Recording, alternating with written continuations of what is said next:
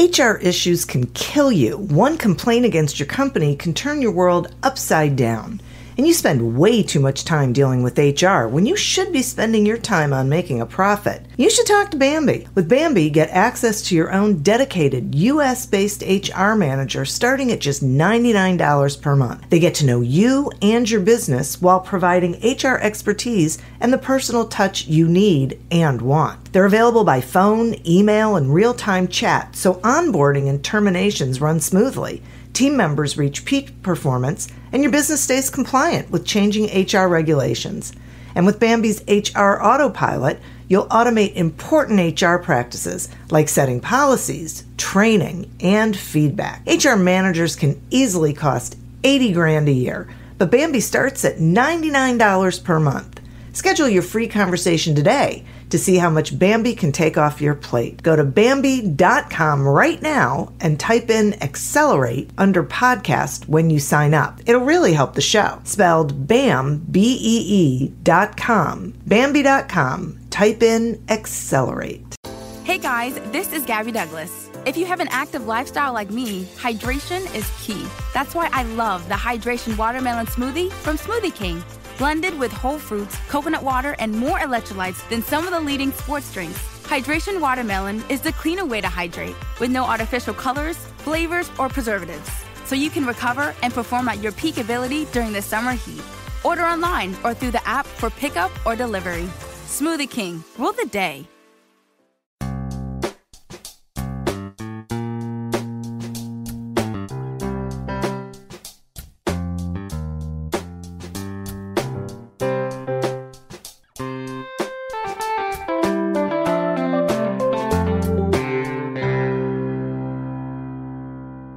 Welcome to Accelerate Your Business Growth with your host, Diane Helbig.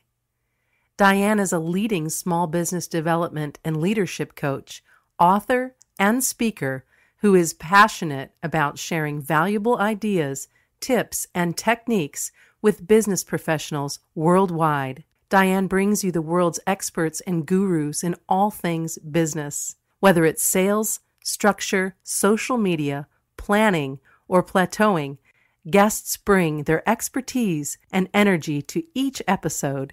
When growing your business is your focus, Accelerate Your Business Growth is the show to listen to. Got a topic or guest suggestion? Let Diane know. The goal is to make sure you have the information you need to move your business forward. Thanks for joining us. Settle in and enjoy. Hi, everybody. Thank you so much for joining me. Today's podcast is sponsored by Audible.com. Audible.com is a leading provider of spoken audio entertainment and information. Listen to audiobooks whenever and wherever you want. Get a free book when you sign up for a 30-day free trial at audibletrial.com/businessgrowth.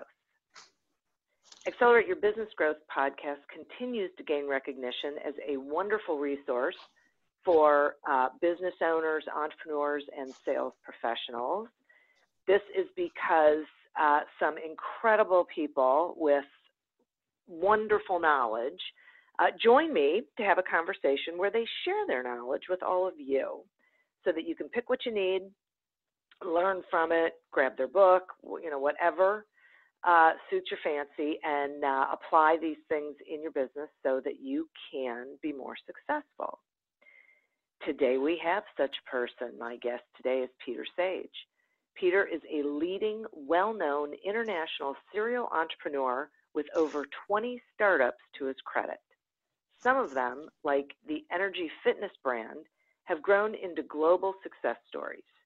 He was named one of the greatest leaders and entrepreneurs of 2015 by Inspiring Leadership Now, alongside Sir Richard Branson, Elon Musk, and Mark Zuckerberg, and is an international #1 best-selling author. Thanks so much for joining me today, Peter. Well, Diane, it's an absolute pleasure. It's great to be able to get together as we have. So, always looking forward to a conversation like this.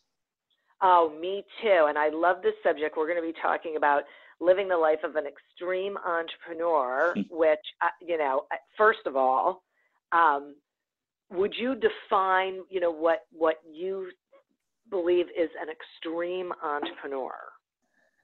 Yes, I mean, I think that the defining characteristic of an entrepreneur is really the ability to handle uncertainty. And that is obviously a scale. And depending on how far up the scale you go or the level of extremity, I guess would sort of correlate to the label. So somebody who is, I guess, able to process fear at a certain level would be classed as an entrepreneur, be able to handle uncertainty. But somebody who has absolutely no fear, willing to swing the bat, go to Vegas, put it all on red, lose everything, smile through it, get up and go again, and not just look at being able to create ideas that change their life, but ideas that can change their community, their country, the world. That's really what I mean by an extreme entrepreneur, somebody that is completely fearless and unemployable. I love that, unemployable. I often say I would make a terrible employee if I had to go back, right? So that's so interesting. Okay, and do you think anyone can be an extreme entrepreneur, or that can they grab onto this fearlessness, or is that something that we're sort of? I don't think so, and I don't say that through some sort of hierarchy or significance-based ego trip. There's nothing better or worse than any other label. It's really where your predisposition lies. Can anybody be an entrepreneur? 100%. Is everybody going to have a natural affinity for fearlessness or letting go of uncertainty at an extreme level? No, and nor should they. Leave that to the crazies and the mavericks. Not everyone wants to be a high stake player in Vegas. So right. It's a case of finding out what your comfort zone is, and then just exploring beyond it and sort of testing the water and growing out that way. I mean, I never started out as an extreme entrepreneur. I just had some basic beliefs around life, and really followed those into the journey that it's taken me on. So it's like, what about an extreme race car driver? Well, can anybody get a driving license? Well, of course. Does everybody want to be a race car driver? No. And does anybody that becomes a race car driver want to become a test driver for a new kind of prototype that hasn't got all of the safety track record behind it? No. So it's just different characteristics on how you apply it. And I just happen to be one of those guys that seems to be somewhat devoid of intelligence sometimes when it comes to running off on crazy ideas that have very little certainty about them. Okay, so I believe that there is some level of uncertainty for all of us when we venture into these things, however much we plan, that there is just some degree of uncertainty for anybody starting a business. But I like this idea that we need to be where we are, and then maybe push it a little bit, be willing to feel that uncertainty and do something with it, as opposed to letting it consume us. Yeah, no, 100%. And there's two major factors there that I think I'll highlight for the audience that I found. And this isn't just benchmarks for becoming an entrepreneur or a business owner. This is a benchmark for essentially the emotional maturity of life. In fact, when you look at the stepping stones in the maturation of the human psyche, there are two things that stand out for me. Both just happen to apply very strongly to entrepreneurship, because as you said, there is no certainty in life, let alone certainty in business. But business offers less certainty when it comes to the financial level of reward, because we're not settling or selling our souls out for a paycheck. But the two predominant milestones that I would say in the human experience here, one is when you become okay with the fact that you're not going to be liked. That's just standard. That's part of the emotional maturity that should be taught to kids when they leave school. Otherwise, we run around trying to act in a certain way, which is inauthentic, in order to get recognition, approval, love, connection, validation, likes, thumbs up, and essentially anything that would counter criticism or negativity. And so, that is a key skill, certainly as a business owner, because all of your friends who think that you are crazy are going to try to talk you out of it, and you're going to take that as criticism. And that's usually the death where most business opportunities stop and get buried right there. And then the second and probably the biggest level of emotional maturity in terms of the stepping stone comes back to what I said about, and you highlighted there about comfort zone. It's when you realize that life itself is a growth-centric experience, not a comfort zone-centric experience. And when we wake up and realize that the two biggest lessons and attributes of nature are growth and contribution. We grow so that we can give more of who we are and the gift we have. And the only way we grow, go to the gym, is through challenge, through adversity, through having a lot of weight on the bar that taxes the muscles beyond their current capacity. And so when we know that life is a growth-centric experience, business is a growth-centric path. You're not going to start a business with total certainty of it's succeeding. And anyone that waits until that happens is going to be an employee for the rest of their life.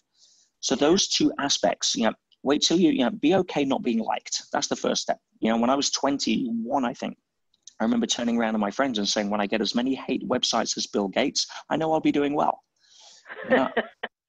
Everybody else's opinion of me is none of my business. Otherwise, I couldn't go and do what I do.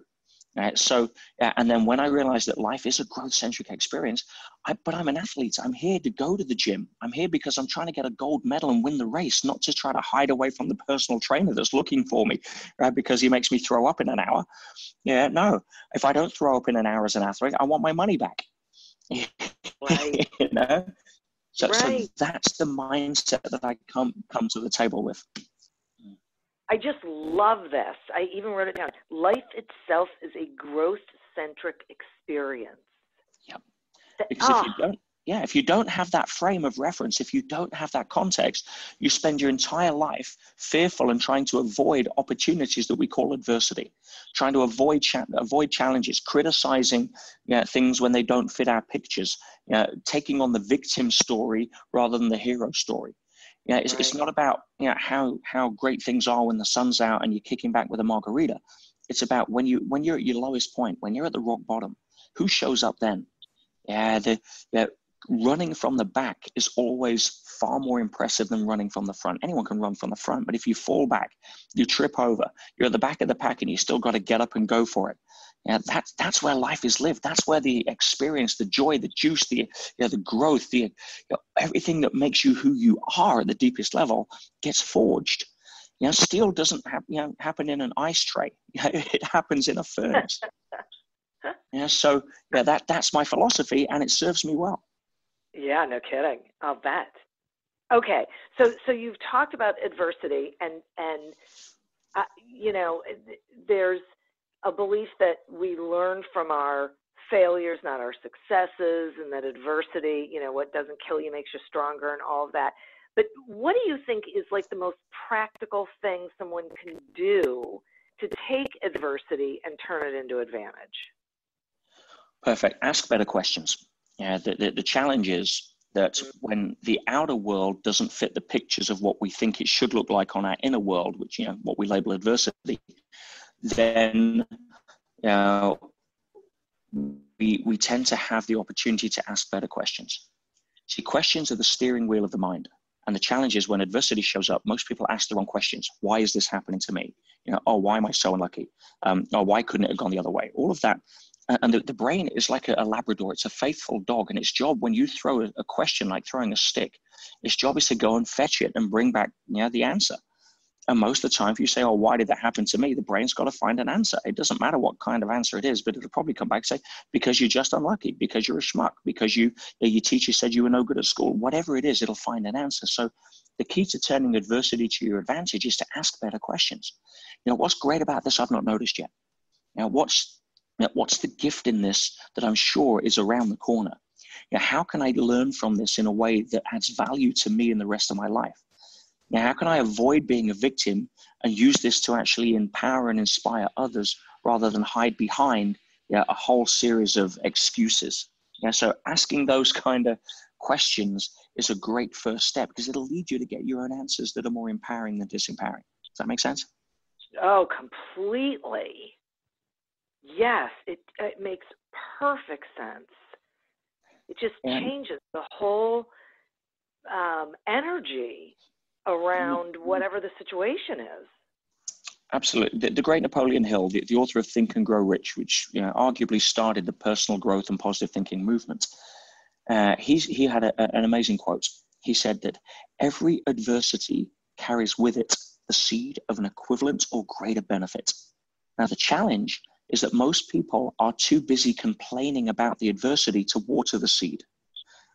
You see, to me, I think all of the gifts in life that have the most meaning are wrapped in a very thin layer of wrapping paper called adversity so that somebody else doesn't steal your gift. Yeah, that's so interesting. Wow. Okay. Wow. I'm sort of, so sitting on that because I find that so incredibly impactful. And something that even I think people who are usually positive and possibilities thinkers still need to remember. Like, I consider myself a possibilities thinker, and I still need to remember that asking better questions and looking at things through a different lens is critically important because it's so easy to go the other way. Yeah. And when you know, Diane, that life is a growth-centric experience, I mean, let's go to a fractal example of school. So if you didn't know what school was about, you'd be asking questions and complaining about it. Why am I being told to sit in this room for hours at a time? Why am I being told to go down the corridor? Why am I being given these tests and exams? Why am I being judged on how good my memory is to the end? Yeah. Why have I got to go to school today? All of that stuff would be valid questions if you didn't have context for understanding what school was. Yeah. So, but if you understand the basis of school, it doesn't change the lessons. It doesn't change the exams. But now you've got a context for understanding it. But if the teachers came tomorrow and said, hey, listen, good news, guys. Nobody has to come back to school. Yeah, it's completely voluntary. There's going to be no more exams, no more tests. Whoopee-doo. Oh, by the way, nobody graduates. And you can say, whoa, hang on a minute. The reason I'm paying all this money out for my education is so that I can graduate. I do want to show up and I do want to get my head stuck in. Oh, okay then. Well, let's revert back. So now, if we're in Earth School, which I firmly believe we are, now we are going to be tested to validate if we are good enough to know what it is that we think we know. And it's called a graduation event. And if you fail the graduation event, it'll come back and you'll have to resit the exam. And it won't be the same questions. It never is. But it'll be the same level of exam. And for some people, Brian, that's their second failed business. Or it's their third mild heart attack. It's their third failed relationship. Are we learning the lessons that we're here to learn? Or are we too busy blaming the fact that this, what's all this school thing about? By the very definition of knowing you're in school, you can expect an exam. How do you know anybody that's become successful that hasn't gone through adversity, that hasn't been tested? Any business owner that just arrived on the planet and became successful and made loads of money, that doesn't happen. It's not meant to happen. You don't get a good body by going to the gym and not lifting the weights. Yeah. So that's why we're here. But if you know that in advance, then what does the game become? Is it a game of avoiding it? Is it the game of complaining about it? Or is it the game of embracing it and expecting it? Because that sets up the whole different relationship to how you deal with life day to day. Absolutely. Wow. Okay. I want to shift this a little bit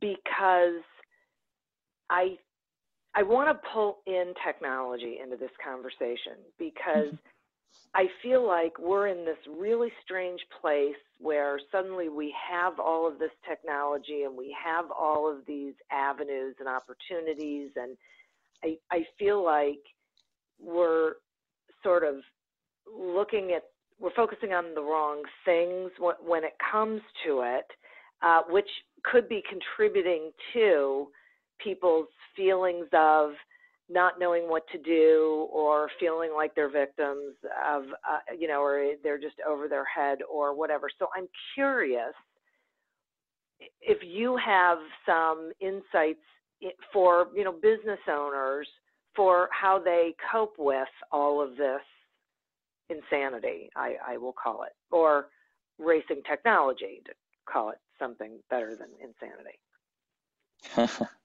Yeah, it depends which side of the fence you want to look at there, I think. Yeah. I mean, being honest, technology is an accelerator, a multiplier, and a magnifier. So, for example, if you as a business owner haven't got a functional relationship to time, I don't call it time management because you can't manage time any more than you can manage a current of a river. You can only manage yourself better in relation to the currents in the river. But if you've got a dysfunctional relationship to time, technology is going to magnify that dysfunction. Yeah, if you haven't figured out a better way to relate to time, now you've got technology is giving you way more things to try to figure out. If you've got a healthy relationship to time, then you can use technology to augment that because it's going over the top of a decent foundation. Yeah, it's like money. Money is just a magnifier. If you're tight, money's going to make you more stingy. If you're generous, money's going to make you more generous. It's a magnifier. So knowing how to take a breath and realize that, yes, it's important to have a relationship to technology that does not incite overwhelm, because overwhelm leads to confusion, which leads to inaction. But trying to master all of that is not going to happen. Ask better questions. What's most important to me? What is the number one thing that I could focus on right now that would have the biggest impact in my business? Because if not, technology is going to throw its entire onslaught at you and you're going to be running around like a headless chicken. And all it's going to do is magnify a more dysfunctional relationship to being organized. And now you're going to try and get 5 different apps to make you organized. And now you're going to be confused because you weren't organized in the first place. Boy, I can just see that. It's so true. Okay. So you were talking about school, and I totally got the analogy. And, now we're talking about technology. And so I want to marry the two and see if you have some, what's the word I'm looking for? Like feedback on, it seems like people have decided that the way they're going to get the knowledge that they need, whether, in their business or, even in their personal life, is that they're going to take an online course or they're going to listen to podcasts as they're driving or exercising or whatever. Do you think there's a particular reason why that's happening outside of easy access? Is there something more to it? Well, yes, I think so, definitely. I think that we're living in the time in human history that is completely unprecedented, where we now have a low barrier to entry to information that used to be either unavailable or too expensive. And that's great. The challenge is there's a lot of good information that's getting lost in a minefield of fairly useless dribble. And if people are sold on the basis that all I need to do is to take a course in order to get better, then that right there is one of the biggest issues. And the challenge here, the pattern that I see running, human behavior is one of my passions, my game. I've studied it for 30 years. And the challenge here is it's a very common pattern, Diane, and that is that most people are looking for skills in order to replace a lack of certainty. Now, certainty is an internal frame of reference. You don't go to Walmart and buy 2 kilos of certainty. It's something that can only happen inside. Skills are an external acquisition. But if you're looking to go externally to get skills in order to fill a void of certainty, it's rare that it happens. I'm not saying that there's not a certain level of certainty required on a skill such as learning how to drive or be a doctor. But even so, you don't get the skill so much from knowledge as experience. So if you, for example, you say, oh, I want to learn relationship building, and I go and take a course on how to build rapport and whatever it is, because you're looking for certainty on how you can have better relationships with people, either intimate partners or customers or what have you. And so you go take a course, and guess what? You still don't have the certainty. All you have is more skills. So what do? Oh, now I need to take the advanced course. The certainty I'm looking for must be on the end of that. And it's not. So you take the advanced course. Now you take the trainer course. Now train the trainer. Now train the trainer's trainer, whatever. It doesn't end because you're trying to get certainty from an external source. If you sit there and you understand that you already are that which you seek, and you stop chasing the rabbit of fulfillment on the track of achievements, because the two are mutually exclusive, you can then decide to go and add skills to a foundation of certainty. But if you're entering the game hoping skills will give you certainty, I've got news for you. They're just going to give you more skills. And so learning from podcasts, etc., is a great way to be able to get access to information that's relevant and cheap. But it doesn't solve the underlying pattern that a lot of people are running. Now, the other side to that coin is that if you are looking to learn or acquire knowledge just because it's available, sometimes it's so easily available we discount it. The reason a lot of people go to school and get a degree in education is because, and they feel good about it, it's because it's taken so long to be able to do it, and the barrier to entry is not that easy. But the challenge right now, and the reason why this is becoming such a great vehicle to learn and acquire knowledge through online courses, is that the traditional education system, which gets a pretty bad rap, is under fire and it's out of date. And that's something to ponder here, because there's a lot of people on a quest. Oh, the education system teaches you nothing. Yeah, it teaches you how to pass tests and work for somebody else. Yeah, we get that. But you've got to understand something. The education system is absolutely perfect. It is brilliant. It is completely fulfilling the role of what it was designed to do, which is transition a feudal economy out into a post-industrial revolution society where you were now operating something called machinery, and you had to have all creativity bred out of you. You had to have discipline instilled. You had to show up on time. You had to be a slave to conformity, because you don't want somebody pressing the big red button they're not meant to press, or pulling the lever they're not meant to press because they decided to get creative, and all of a sudden now it's going to hurt them or other people, or not show up on time because they haven't got the discipline, or not remember how to use the machine because they didn't learn by rote what it was that they're meant to learn. The challenge is we don't live in a post-industrial revolution society that's trying to get feudal people into an economy. No. We live in a 21st century society where creativity, entrepreneurship, free thinking, and self-discipline out of conformity is absolutely crucial for humanity to survive. So don't knock education system, because it's doing what it was designed to do, but it just needs upgrading into 21st century. And that's why I think the great Jim Rohn said, formal education may help you make a living, which by all accounts right now is not even close, but informal education can help you make a fortune. I'd probably put over the top of that, informal education will help you make a difference. Because now we're into an economy of adding value, not taking stuff. That was the 80s. You get money by adding value. So informal education will give you the tools to go make a difference with, which by adding that value, people will reward you with the medium of exchange we call money. Okay. One of the things I find so interesting about this, I completely agree with you, and one of the things I find so interesting is that I feel like the more we seek these skill sets to decrease uncertainty, I think it actually increases insecurity. Because, when we don't get that certainty, I think it makes it worse for people, because I think they feel like, well, I'm just not getting it. There must be something wrong with me. Supposedly this program is really successful. So what am I doing wrong? Maybe I'm not cut out for this. When really, as you say, what they're doing, they're looking at the wrong solution to their situation.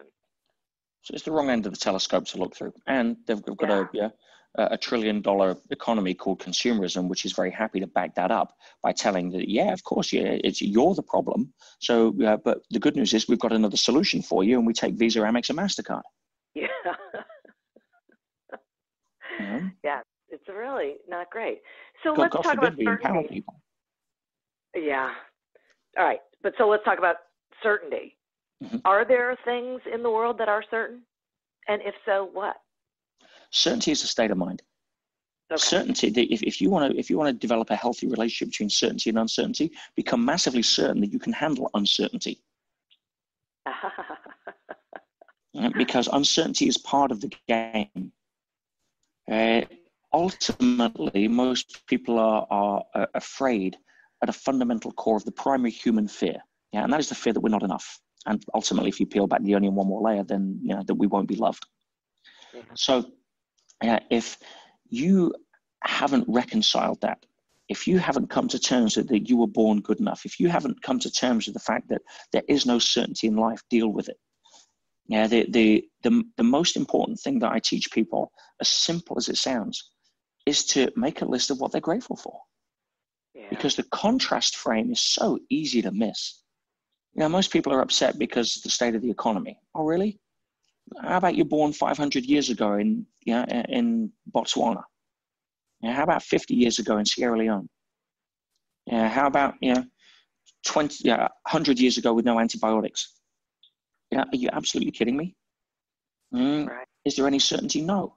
So what does that really mean? You're scared of what? You're either scared of not being good enough because society has imposed a condition on you that says you have to be a certain height, weight, look, status, wealth, bank account in order to get approval from everybody else that really doesn't care. Or you're scared of what it means ultimately in terms of death because you haven't reconciled what death means for you. You see, everything in the physical world is subject to the law of impermanence. Are we going to die? Well, this physical body kind of has a time limit, guys. And if you ignore that, it just simply means that you're either sticking your head in the sand or you haven't reconciled what it is. See, for me, death isn't the opposite of life. Death is simply the opposite of birth. How do you kill a spirit? How do you kill a spirit? How do you kill consciousness? See, the Newtonian paradigm still thinks that the brain creates consciousness. And guess what? The brain has never been proved to create consciousness and never will. The brain doesn't create consciousness any more than the television creates its own programs. So if you know that the part of you that's immortal, that's going to just sell this old car and go buy another one and enter another movie just as actors are starring in their current movie, and there's a final scene, and then they go where they went before that movie and they go look at another script and they come back and film another movie.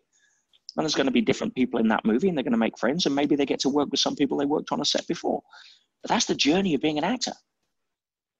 And, I think we're all acting in the star of the movie of our life. And our job here is to become better examples of the actors we can be by learning how to grow up emotionally and spiritually, not just chronologically. That's my take. I love it. That is so great. All right, I have to take a quick sponsor break, and then I want to keep going with this.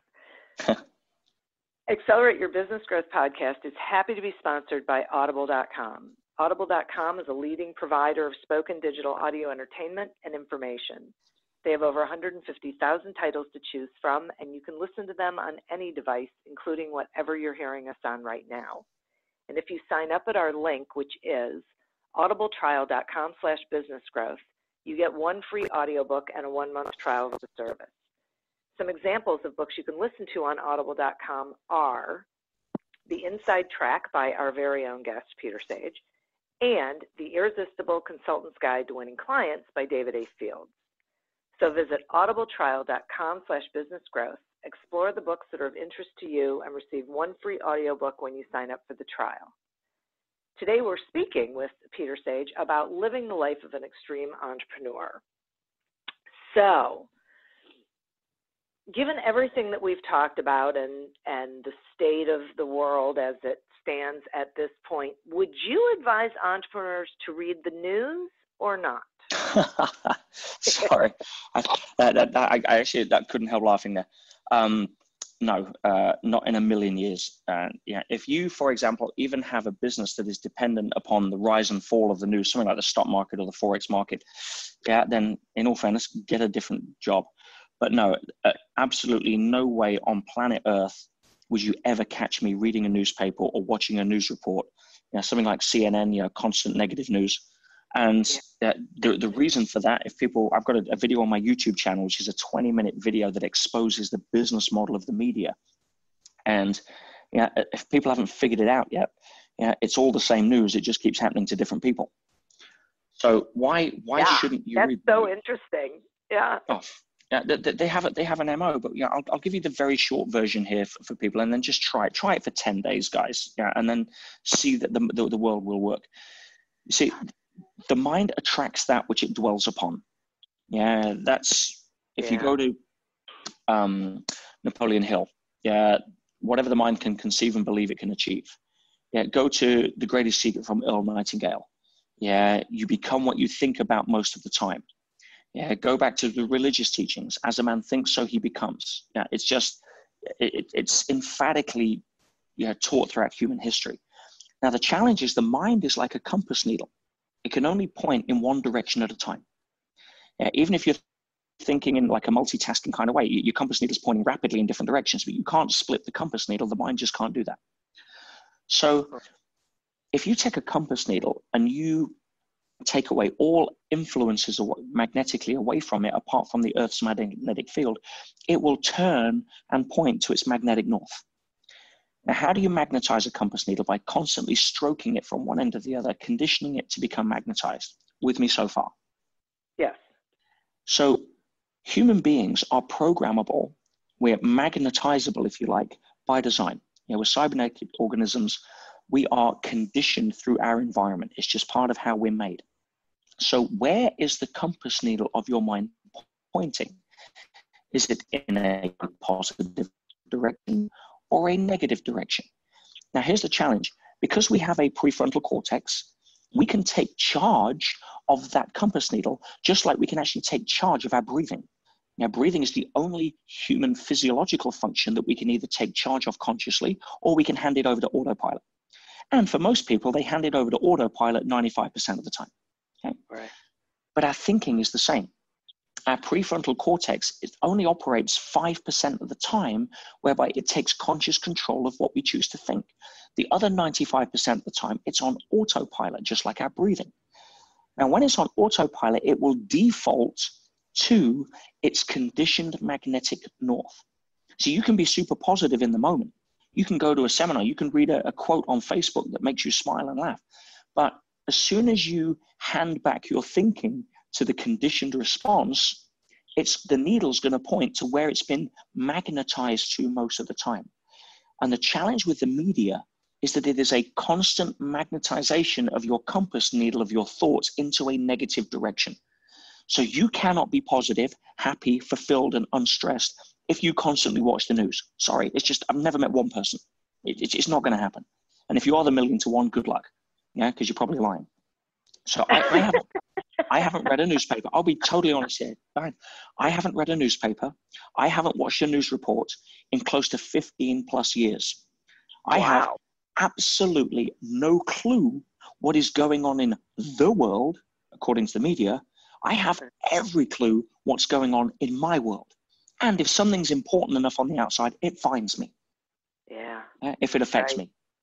It's like going to the Amazon at night and you have a flashlight. You say, okay, what do I want to look at? Well, what's going on in the Amazon? Everything. What's going on in the world? Everything's going on in the world. What do you want to choose to focus on? Where do you want to put that flashlight? Oh, look, here's a hummingbird giving birth. Or here's a frog being eaten by a snake.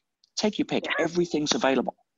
But if you think that what the news represents as this micro sliver of a microcosm of a micro percentage of reality that's designed to do nothing more than stimulate a part of your brain called the amygdala, which bypasses conscious thought through negativity, so that they can condition you to watch so you can become a statistic for advertising because they're not a charity, then you need to wake up. And if you don't want to be positive and live a life of joy, fulfillment, and less stress, then by all means, go watch the media, go read a newspaper. But if you don't, just like coffee, try getting off it for 10 days and see for the first few days how hard it is, and then tell me you've not been addicted unconsciously. Yeah. I'm so glad I asked the question, and I am so unbelievably thrilled we're having this conversation, because I think every single person listening to this, if they think about how they feel when they're watching the news or listening to it, or immediately after, or even a couple of hours afterward, they will agree with everything that you just said. It is, there are so many people, when I'm out networking or socializing, and the conversation is always around, boy, everyone's so angry. Everyone is just so tense and so stressed. And that, well, yeah, because you are getting this constant barrage of negativity. Who wouldn't be? It's predictable. It's like saying, oh, I'm going on to a really sunny climate and I can't believe it. My skin's getting darker and darker. What's happening? Well, no, that's just how it's built into the system. You just hang around on the news, you listen to news, you read newspapers, you are going to be conditioned to be negative, more stress, and why the world doesn't work rather than why it can. It's just, it's a fact. It's an inescapable fact. The good news is you get to choose. It's not as if you're thrown into a cell and have, the news playing 24/7 with matchsticks on your eyelids. It's choose. But if you're sleeping awake, and I don't say that the public are dumb. I say that they've been dumbed down. Yeah. And when people recognize that, they have the choice to be able to take control. Right, because we do have the choice of where we put our focus, where we put our energy, and how we choose to motor in this world, right, at this time. Later, our soul can do whatever, but right now, we absolutely have this choice. And we're here in Earth School. See, what makes it work? Free will. We have free will. We can always get to choose, and nobody can do anything to you emotionally without your permission. But if you go out in the sun and you don't have on, protection, you're going to burn, or you're going to get a tan over time. It's just that it's a natural law. We are cybernetic organisms. We are programmable by design. Evolution is built in something called habits so that we don't have to learn to walk every day. And, if you condition good habits, good mental habits, it's going to set you up for a lifetime of possibility. And if you don't, you're going to have a lifetime of asking the wrong questions because that's what you asked yesterday. Right. Okay. When we talk about choice, one of the topics that I hear a lot, and it's one I've experienced in good ways and in not so good ways, and it's about choosing a business partner. So, right, pulling this over into a specific business question, what are the keys to choosing successfully choosing a business partner? Well, for a start, you've got to understand that there is no guarantees, remember. What may look great it's just like a relationship, in an intimate setting. What's the key to choosing a perfect partner? Well, everybody that thought they chose a perfect partner before, probably learned that doesn't last too long, or those better questions they should have asked or thought about. Anyway, bringing it into a context of stacking the odds more in your favor than not, which is about the best you can do. I use three things as a guideline. There are many more, but for the time's sake and picking probably the most powerful that people could take and apply practically here, there's three things that I look for. And the first is an alignment of vision. If you guys don't have the same vision as to where you're heading, then it's like getting in a car with two steering wheels and both of you are driving in different directions. Even if you think the initial place that you're driving to is the same, but where's your long-term vision? Where's your vision for the next 5 years? A lot of people get into business together because they're excited about seeing where they both share the same vision as to what's around the next corner. But what happens after that? I remember having two girls that I was coaching a while back, and they came to me and said, look, they were childhood friends. They went to college together. They both into dressmaking. They had a great, it was just a natural affinity for going into business together. They did the same course at college. But that was 3 years ago, and they're now fighting, they're bickering, and they wanted me to help sort it out. Anyway, we all went out, and I sat down with them, and I says, right, I listened to them for 5 minutes. I says, right, you write down what's your vision for the business. You write down what your vision for the business is. And then after they'd wrote it down, I gave them about 20 minutes, and I said, I don't want to see it, swap. And you could almost see the look on their faces, reading through, and then looking up at the other person. I didn't know this is what you thought we were doing. Now, so alignment of vision is a huge part. But the second key aspect to this is alignment of values. See, you may have the same vision in mind, but if you value, for example, significance higher than integrity, and I value integrity higher than significance, we're going to have a problem because you're going to want to cut corners. And we're going to have a clash. If you value family more than you value freedom, then you're not going to want to work late. And I'm going to start resenting it because I value freedom more than I value family, and I'm doing the extra hours, but we're 50-50. So there's, what are the values? And most people don't go into business and sit down and say, what are your values? One of the things I do, being honest, is I go to lunch or dinner with a potential business partner. I look at how they treat the staff that serve us. Yeah. Because that tells me a lot about whether they're coming from adding value or taking value. Yeah, are they coming from superiority, significance, and ego? Yeah, which is going to brush off on the staff. Are they coming from how do we raise the significance of others? Because I don't need it because I already have it.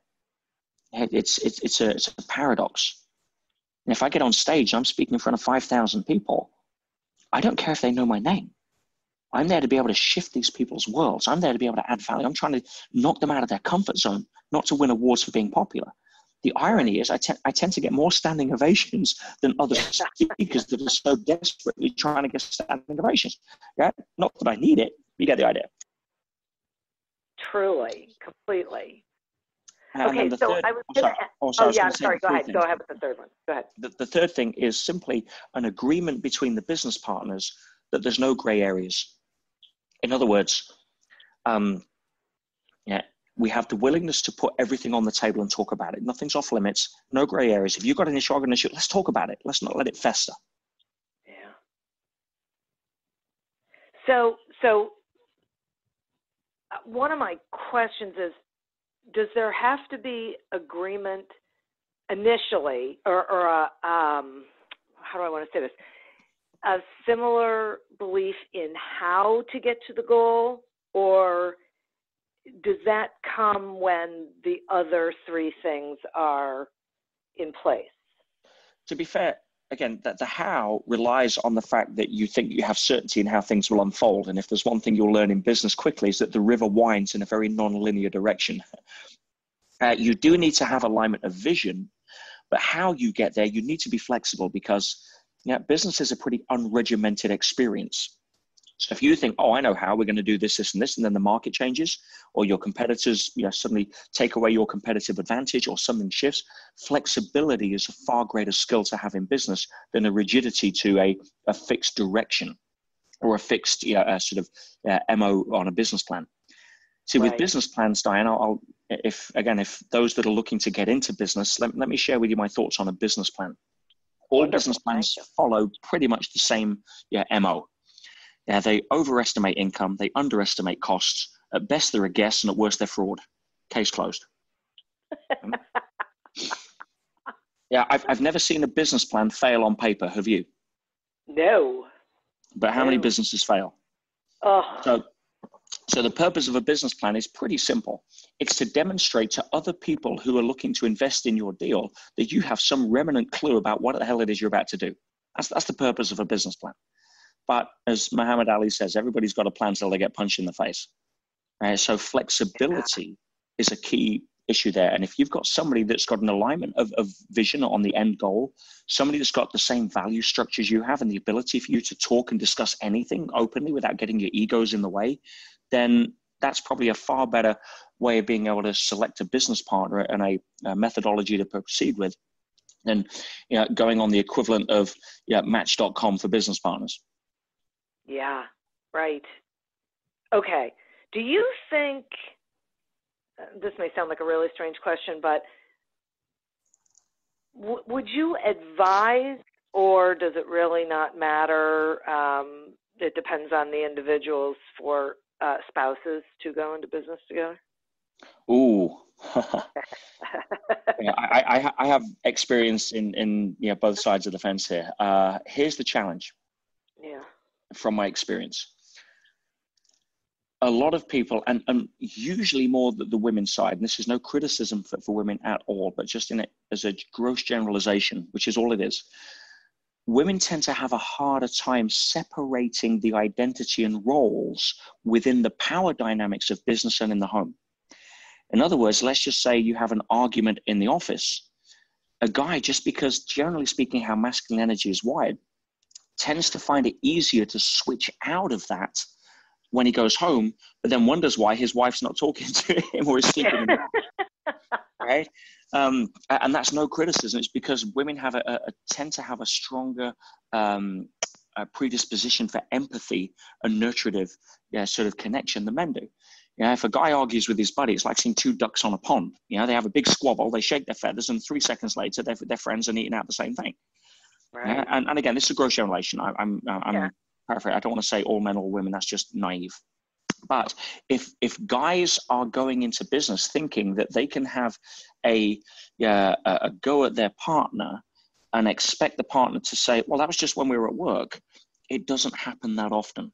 And so guys need to grow up emotionally and recognize that if you can have a set of rules, a set of guidelines, a conversation about what happens if we disagree at work. What ritual do we have when we go home that we then are able to take off the business hats and put on the husband and wife hat, the partner hat, the lover's hat, whatever it is? Yeah, let's have a demarcation. Are we able to change out of our business clothes and put on casual clothes? Are we able to have a ceremony, a hug, whatever it may be, where we are no longer co-directors? We're no longer, I'm the boss, you're the, I'm the CEO and you're the CFO. Because that's going to have a problem if you don't try to put rules around addressing it up front, because it adds an extra layer of challenge when it comes to separating the intimacy there. Because intimacy has its own deals to deal with, its own issues. And if you try to carry on an argument you had, or if the wife turns around because she's playing the role of CEO, for example, and that's the power dynamic, or you're both 50-50 partners and you have a disagreement, you need to have some level of emotionally mature way of dealing with that in advance so that it doesn't threaten the sacrosanct intimacy of the relationship. And I'm not saying it'll work every time, but I'm saying if you don't address it or have something that is a way to mitigate it, you're setting yourself up to lose, not up to win. Now, does that mean to say that husband and wives or partners shouldn't go into business? No, not at all. I mean, you can have so many upsides to that. You've got a layer of trust that you can't get with somebody that's not your partner. You've got a layer of knowing the other person inside out. So strengths, weaknesses, flaws, gifts that you can't get the other way on the outside of that. So there are many gifts that you can have by being a husband and wife team or partners. But just know that it brings an extra level of complexity when it comes to friction or disagreements. Thank you for that. And I totally agree. I think having the plan up front, talking about these things up front, as opposed to, and the same is really true with a business partner who is not your spouse, that, as you said, when we go toward the excitement, but we don't take the time up front to make sure that we are, that we have synergy on those three main points, and that we have talked through all of these things so we know them and we've come to agreement about how we're going to deal with things that may never come up, but it's better to have that process and that plan, because a lot of times the reason why things fall apart is because you don't have that up front, and so it unravels and you don't know how to deal with it because you haven't talked about how you 100%. 100%. And it's the same thing I teach you. A good shareholders agreement is worth its weight in gold. Ideally, it stays in the bottom drawer and you never open the drawer. But things change. Right. Over half the people that make a lifelong commitment to each other to be, together till death do us part, don't follow that commitment. So, excuse me, if you have a good shareholders agreement, what happens if you're in business? I'm not saying this is, we're back in the spousal side, but let's say two different business partners come together. They both look a great team fit. They both bring stuff to the table, alignment of vision, alignment of values. And 7 years down the line, the partner of one of the business partners gets a terminal illness or causes that business partner to have to spend a huge amount of time out of the office or puts them under financial strain. And now they're in a position where they can't contribute the same amount, but you still agreed on the same pay. Or let's say they get jilted by a partner that leaves them and they set up a gambling habit. And now all of a sudden, there's a different dynamic there. Do you have protocols in place for those kind of eventualities, or are you running forward on the Pollyanna forever deal, thinking that, well, hopefully that won't happen to me? Get it in a shareholders agreement up front, make it fair, and you can have like a Russian roulette clause, for example. Again, that means that if you're in a position where now I've got other financial issues, what have you, my house burnt down and my insurance policy wasn't covered, and now I'm desperate for money, and my business partner decides to make an offer for me on my shares in the business, knowing that I'm desperate, then that's a scenario I've seen many times.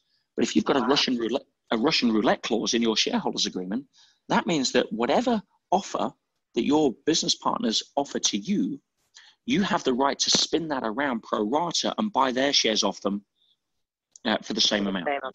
Wow. So therefore, they're incentivized to give a fair offer no matter what circumstances you may be subjected to at the time that would normally give them leverage to try to squeeze you on a better deal. Does that make sense? It does. Wow. Yeah, I never would have thought of that, but see, okay. It's a great, wow. Okay. All right. A good lawyer that can create a good shareholders agreement is worth his weight in gold when you go into business with somebody or invite somebody into your business.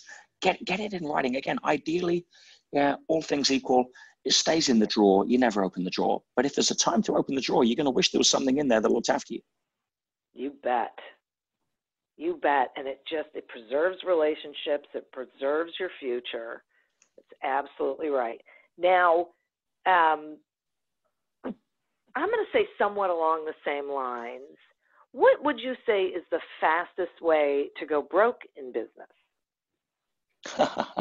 One of my favorite quotes from Warren Buffett, to be fair, said that with enough inside information and $1 million, you can go bankrupt in a year. So yeah, listening to other people's unqualified opinion would certainly be up there. Getting sucked into marketing promises is definitely up there. Believing your own BS is definitely up there. Not understanding the needs and requirements of your customers and being willing to exceed them is definitely up there. I mean, pick your poison. Yeah. So being undercapped and not having enough creative thinking to sidestep the need for cash.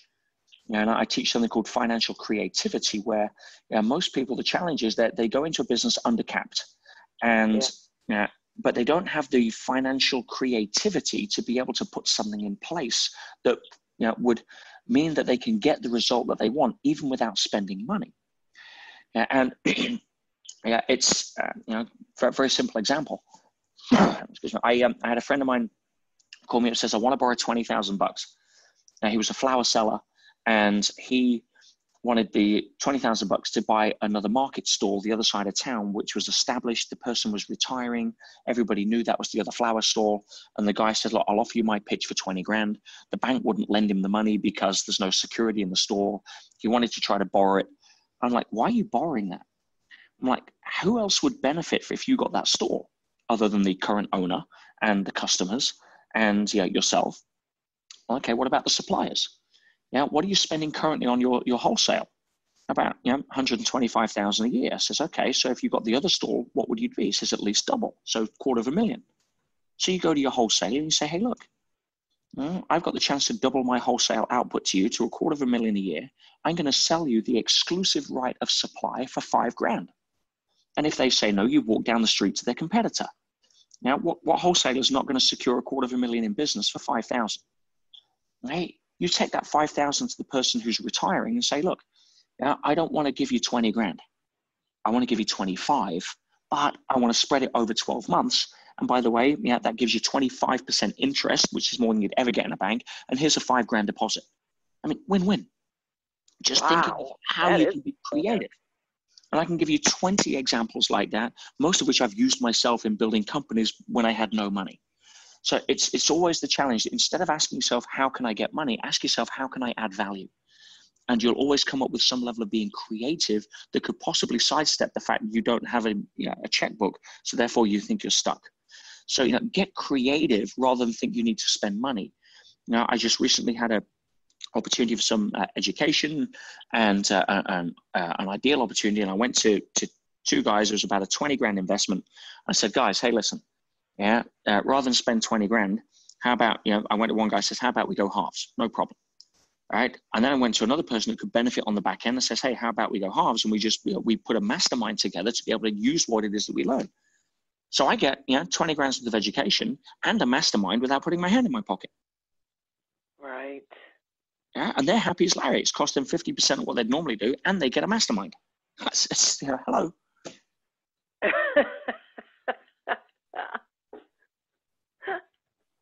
I so love this because it's so, it's all about asking different questions, as you said at the beginning, and asking better questions, and being a possibilities thinker, and really being expansive in your thinking instead of the same old, the usual, the status quo sort of thinking. Yep. It just takes a little shift in thinking. And by the way, if you've got a mindset that's conditioned as to why the world doesn't work, in other words, why I can't rather than how I can, because you're subject to the media, you're never going to be thinking like that. Right, for sure. Wow, this is so great. I have thoroughly enjoyed this conversation and really appreciate you spending time with me. And I know the listeners have gotten a ton out of this. Can you share with them, how they can find you and how they can get your book and anything you think they need to know? Certainly. Well, I have a lot of stuff out there on YouTube, which I put out for free just to try to help as many people as possible. I do some coaching and some programs, which you can find information at my website at petersage.com. But I guess one of the things I'm most proud of is the latest book, which is out there. It's called The Inside Track. And we didn't have time to get into the circumstances around it, but it is an inspirational guide to conquering adversity. It's how do you become your best when life gives you its worst? And it's really the 11 letters that I wrote last year when I found myself completely unexpectedly held in contempt on a civil action, which I just didn't give credibility for, and found myself as the only non-criminal as a civil inmate in Britain's toughest jail for 6 months. And wow. Learned some amazing lessons. But the letters that I wrote to my high-level coaching clients, showing them how I was dealing with it, what are the best resources that I could pull out that I've spent 30 years learning, so that I could not only walk in there smiling. I never even walked in there as a prisoner.